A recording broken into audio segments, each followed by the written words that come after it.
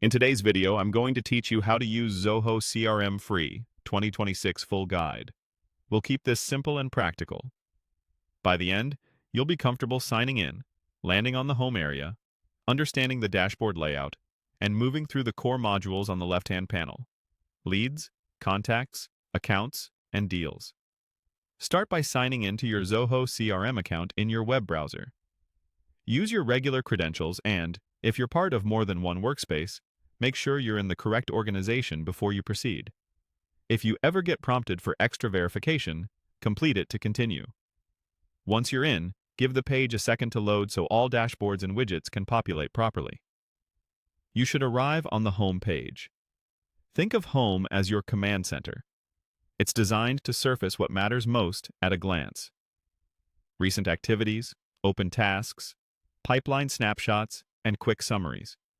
If you don't see the home view right away, look for the home option in your navigation and head there now.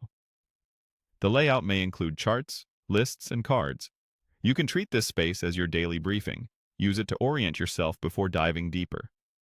While the free edition keeps things streamlined, it still gives you enough visibility to stay on top of your work without jumping around.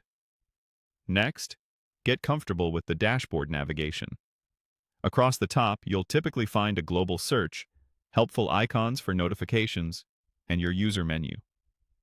The global search is great for quickly locating records by name without drilling through multiple screens. On the left, you'll see the vertical navigation panel. This panel is your map. It lists the main modules and lets you jump directly to what you need. If your screen is smaller, the panel may collapse into icons. Hovering will reveal labels, so you always know where you're headed. Use the left-hand panel to move between the essentials. Leads is where you'll find new or unqualified prospects, people or companies you haven't vetted yet. Contacts are the individuals you actively engage with, usually after a lead is qualified. Accounts represent the organizations or companies those contacts belong to, giving you a company-wide view.